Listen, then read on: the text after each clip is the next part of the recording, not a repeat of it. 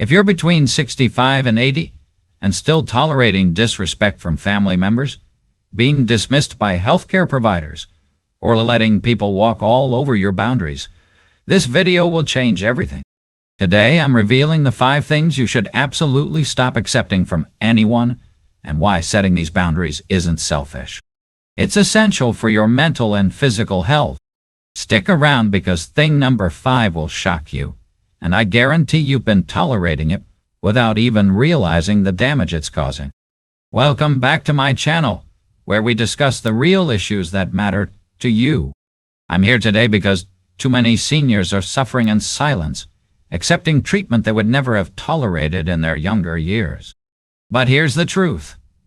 Your age doesn't make you less deserving of respect, kindness, and dignity. Today, I'll walk you through 5 specific things you need to stop tolerating immediately. We'll cover the psychological impact each one has on your well-being, practical scripts for setting boundaries, and why these changes will literally add years to your life. The research I'll share will surprise you, and by the end, you'll have a complete action plan. But before we dive in, if you're ready to reclaim your power and live your golden years with the respect you deserve, hit that like button right now. It tells me you're serious about making these changes, and it helps other seniors find this life-changing content. Now, let's start with the first thing that's probably happening to you right now. The first thing you must stop tolerating is being dismissed or rushed by healthcare providers who treat your concerns as normal aging. Picture this. You walk into your doctor's office with legitimate pain, memory concerns, or fatigue. Instead of thorough investigation, you hear, "Well, you're 70. What do you expect?" This isn't just frustrating. It's dangerous and discriminatory. Here's what's really happening. Ageism in healthcare is killing seniors. Studies show that when doctors attribute symptoms to just getting older, they miss serious conditions 40% of the time.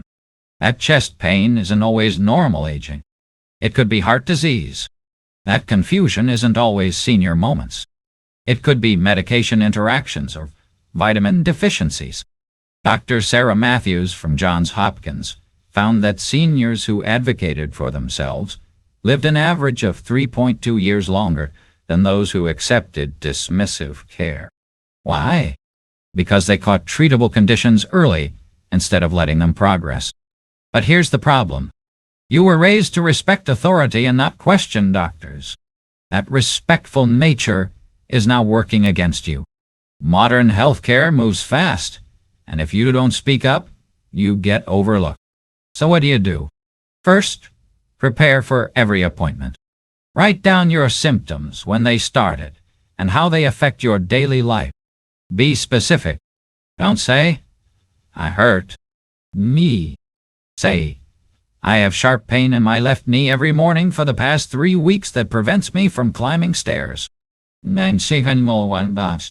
Second, use this magic phrase, "Doctor, I'd like you to document in my chart that you're choosing not to investigate this symptom further." Watch how quickly their attitude changes. They don't want that liability. Third, if you feel rushed, say, "I understand you're busy, but I need 5 more minutes to discuss my concerns. My health is worth this time. Remember, you're paying for this service." Have you ever felt dismissed by a healthcare provider? Tell us in the comments. You're not alone, and sharing your story helps others realize they deserve better care. The transformation starts when you realize that advocating for your health isn't being difficult. It's being smart. What? Your symptoms deserve investigation. Your concerns deserve answers. And your well-being deserves time and attention regardless of your age. The second thing you absolutely must stop tolerating is financial manipulation and scams targeting your age group. And this includes pressure from your own family members. Let me tell you about Agnes, a 72-year-old widow who lost $40,000 to her own grandson. He convinced her that his business opportunity would help secure her future, playing on her love and her fears about money running out. She discovered later he'd spent it on gambling debts. Here's the shocking reality. Financial abuse of seniors costs Americans over $36 billion annually, and 60% of it comes from family members or trusted friends. They know exactly which emotional buttons to push. Your desire to help, your fear of being alone, your worry about being a burden. The manipulation tactics are predictable. They create urgency. Grandma, I need this money today, or I'll lose my job. They use guilt. After everything I've done for you, you won't help me now. They exploit your fear. Mom, if you don't invest this money, inflation will destroy your savings. But here's what they're really doing. They're stealing your independence, your security, and your peace of mind. Every dollar they take is a dollar you might desperately need for health care, home repairs, or simply maintaining your dignity as you age. The psychological impact is devastating. Victims report feeling stupid, ashamed, and isolated. They stop trusting their own judgment. Depression rates among financially abused seniors are 300% higher than their peers. So, how do you protect yourself? First, establish the 24-hour rule. Any financial decision over $100 requires a full day to think it over. No exceptions. Real opportunities wait. Scams create false urgency. Second, identify your financial support person. Someone who has nothing to gain from your money. Not your children or grandchildren, but a trusted friend, advisor, or professional who can give objective advice. Third, learn these red flag phrases. This is just between us. You need to act now. Don't tell anyone about this or you're too smart to pass this up. When you hear these, run. For family pressure, use this script. I love you, but I've decided not to lend money to family members. It protects our relationship. Let's find other ways I can support you. Here's the hard truth. Your money represents your freedom, your choices, and your security. When someone pressures you to part with it, they're asking you to give up your independence. Is their immediate want worth your long-term well-being? What financial pressure have you experienced? Share in the comments. Your story could prevent someone else from becoming a victim. Remember, saying no to financial manipulation isn't selfish. It's self-preservation. Your financial security is the foundation of your independence, and protecting it protects your future. The third thing you need to stop tolerating immediately is emotional manipulation and guilt trips. Especially the phrase, "after everything I've done for you." This one hits deep because it weaponizes your gratitude and love against you. Maybe it's your adult child saying, "Mom, after all the sacrifices you made for me, you won't babysit my kids every weekend."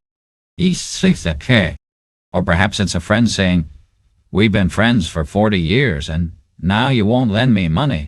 Here's what's really happening. They're using your own values, loyalty, gratitude, and love to manipulate your decision.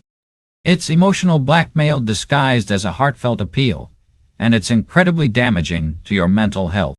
Research from the American Psychology Association shows that seniors who regularly experience guilt-based manipulation have cortisol levels similar to those dealing with chronic physical illness. This constant stress literally ages your body faster and weakens your immune system. But here's the deeper issue. These guilt trips often come from people who should love and protect you most. When your own family uses your love against you, it creates confusion, self-doubt, and emotional exhaustion. You start questioning your right to have boundaries, to say no, or to prioritize your own needs. Let me be crystal clear. Past kindnesses don't create unlimited future obligations. The fact that you raised your children, helped friends through tough times, or supported family members doesn't mean you owe them your current well-being, your money, your time, or your peace of mind. You've already given enough. You raised your children. You've been a good friend. You fulfilled your obligations. Now, it's time to protect and nurture yourself without guilt. So, How do you handle these manipulative tactics? First, recognize the pattern. Guilt trips usually follow this formula. Reminder of past sacrifice plus current demand plus threat of withdrawal of love or relationship. Second, use the broken record technique. Pick one response and repeat it. I understand you're disappointed, but my answer is no. Don't justify. Don't explain your reasoning. Don't provide ammunition for further manipulation. Third, set consequences. If you continue to pressure me after I've said no, I'll need to end this conversation. Then, follow through. Walk away. Hang up. Leave the room. Here's a powerful reframe. Instead of asking, how can I avoid disappointing them? Ask, why are they okay with manipulating me? The person who truly loves you will respect your boundaries, even if they're initially disappointed. For persistent manipulators, try this response. I notice you keep bringing up past favors when I set a boundary. That makes me feel like our relationship was transactional rather than loving. Is that how you see it? Have you been on the receiving end of these guilt trips? Share your experience in the comments. You'll help others recognize they're not alone and they're not being unreasonable. Remember, love doesn't manipulate. Real love accepts no as a complete sentence. Your past generosity doesn't create a debt that can never be repaid. It was a gift freely given, and you deserve to be treated with respect and kindness in return. The fourth thing you must stop tolerating is social isolation, imposed by others or accepting loneliness as just part of aging. This might surprise you, but social isolation isn't always about being physically alone. Sometimes it's about being surrounded by people who make you feel invisible, unheard, or unwelcome. Maybe your family gatherings revolve entirely around younger generations while you sit quietly in the corner. Perhaps friends have stopped inviting you to activities because they assume you're too old to enjoy them. But here's the critical truth. Social isolation is as dangerous to your health as smoking 15 cigarettes a day. The research is clear. Lonely seniors have a 50% higher risk of developing dementia, 32% higher risk of stroke, and die an average of 5 years earlier than their socially connected peers. Yet somehow society has convinced us that becoming invisible is normal aging. That's absolutely false, and it's time to reject this toxic narrative completely. Here's what often happens. Adult children get busy with their own lives and assume you understand why visits become less frequent. Friends pass away or develop health issues, and instead of making new connections, you accept shrinking social circles as inevitable. Community members treat you like you're fragile or irrelevant, speaking louder, slower, or simply talking over you. The psychological damage is severe. When you're consistently excluded or ignored, you begin to believe you have nothing valuable to contribute. Your confidence erodes, your interests fade, and you start withdrawing even further. It becomes a destructive cycle, but you have more power than you realize. First, stop accepting social crumbs. If family gatherings consistently ignore your presence, speak up. I'd like to share something. Or I have thoughts on this topic too. Your voice matters, and you have decades of wisdom and experience that deserve to be heard. Second, actively create new social opportunities. Join community centers, volunteer organizations, book clubs, or senior fitness classes. The key is showing up consistently. Relationships take time to develop, but the investment pays massive dividends in happiness and health. Third, embrace technology fearlessly. Video calls with distant family, online communities centered around your interests, and social media connections can dramatically expand your social world. Don't let anyone tell you you're too old to learn these tools. Fourth, be honest with family about your needs. Instead of suffering in silence, try I feel disconnected from the family lately. Could we schedule regular calls or visits? Most adult children don't realize the impact of their busy lives on your well-being.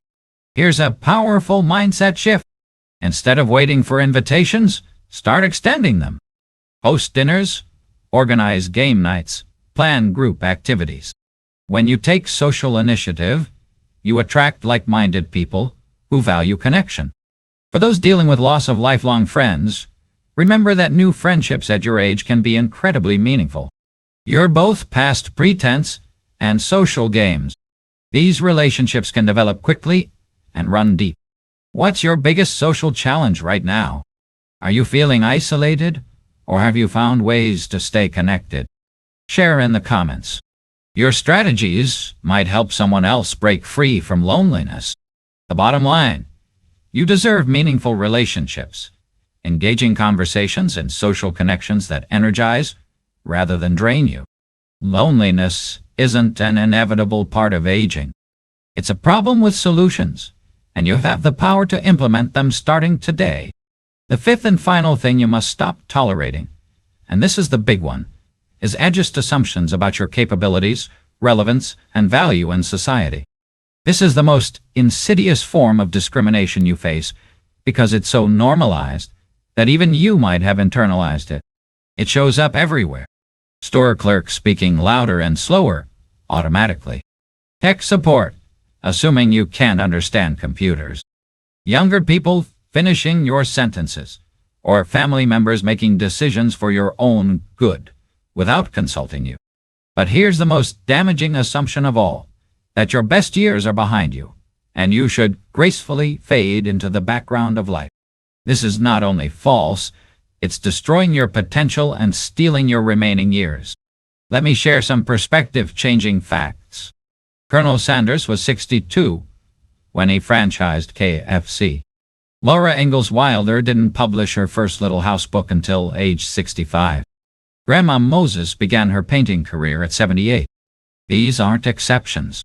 They're examples of what happens when people refuse to accept ageist limitations. Yet every day you're bombarded with messages that you should slow down, be careful, not try new things, and accept diminished expectations. Family members say things like, "Mom, maybe you shouldn't drive at night anymore," without any evidence of impairment. Employers discriminate against older workers, assuming they can't learn or adapt. Even healthcare providers prescribe limitations instead of solutions. The psychological damage is profound. When society constantly tells you you're declining, irrelevant, or fragile, you start believing it.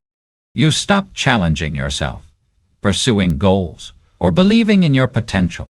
This creates a self-fulfilling prophecy that actually accelerates aging and decline. But here's the truth they don't want you to know. Your brain remains capable of learning new skills throughout your entire life. Your experience and wisdom are valuable assets that younger people lack. Your perspective, having lived through decades of change, is incredibly relevant to current challenges. So, how do you fight back against ageism? First, reject the language of limitation. When someone says, "At your age, maybe you shouldn't," respond with, "What specific evidence do you have that I can't handle this?" Make them justify their assumptions instead of accepting them automatically. Second, stay curious and keep learning. Take that computer class, learn that new language, start that business, travel to that destination. Every new skill you master defeats ageist stereotypes and proves your continued capability. Third, surround yourself with people who see your potential, not your limitations. This might mean finding new friends, choosing different healthcare providers, or setting firmer boundaries with family members who infantilize you. Fourth, speak up about ageism when you encounter it. When someone makes assumptions about your abilities, call it out. "You're making assumptions based on my age that aren't accurate. Let me show you what I can do." Here's a powerful reframe. Instead of asking, "Am I too old for this?" ask, "What would I do if age weren't a factor?" Then do that thing. Age is just a number. It doesn't define your capabilities, your worth, or your potential. Remember, every time you push back against ageist assumptions, you're not just helping yourself. You're changing perceptions for all seniors. You're proving that wisdom, experience, and capability don't have expiration dates. What ageist assumption bothers you most?